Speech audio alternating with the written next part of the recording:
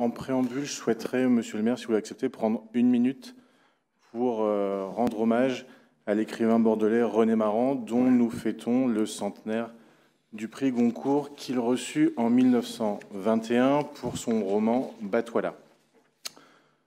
Batouala, c'est le premier roman nègre dont l'auteur a été désigné par Léopold Sédar Senghor comme le précurseur de la négritude. C'est un récit d'une violence et d'une modernité absolument extraordinaire à une époque où peu de personnes doutent du bien fondé du colonialisme, soi-disant porteur de civilisation et de paix. Une voix pourtant s'élève, celle de René Maran. Ses propos déclenchent un véritable scandale qui culminera avec le prix Goncourt, qui lui sera tout de même décerné la même année. Blancs, noirs, indigènes, colons, tous sont célébrés pour les grandeurs et mis face à leur bassesse.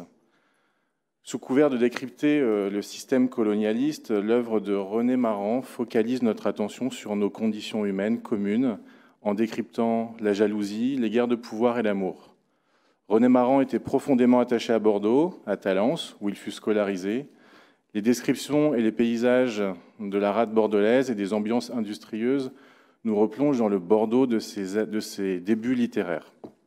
Pour marquer cet anniversaire, je tiens à préciser que la bibliothèque de Mériadec, qui conserve un riche fonds, René Maran lui rend hommage ce mois-ci, du 6 décembre au 5 janvier, avec la présentation de documents extraits du fonds Maran. Mercredi 15, conférence d'Agathe Rivière-Corre. Jeudi 16, projection du film René Maran, premier Goncourt noir, suivi d'une discussion avec Alexia Klinger. Et samedi 18, une causerie autour des œuvres de René Maran.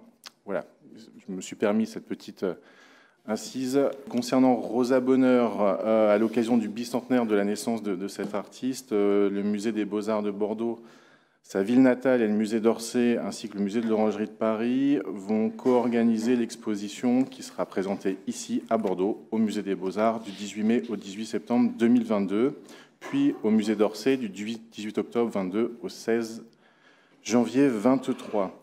Nous sommes particulièrement fiers de pouvoir organiser cette exposition autour d'une artiste, une femme d'affaires, une femme du monde, une femme pionnière dans la défense de causes comme celle du genre. La peinture animalière fut son sujet de prédilection et l'a fait connaître à travers le monde entier, mais on lui a aussi reproché, parce que c'était une peinture qui était réservée exclusivement aux hommes, et les hommes n'ont fait que de la descendre pour souvent la caricaturer.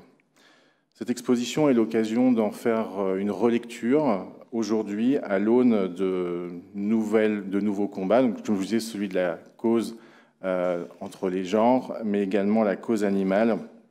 Cette exposition rentre également dans les objectifs que nous nous fixons de l'égalité femmes-hommes dans nos établissements culturels, pour que les artistes femmes soient plus représentées, qu'elles soient artistes vivantes, qu'elles soient artistes passées, artistes exposés, artistes diffusés dans nos établissements culturels.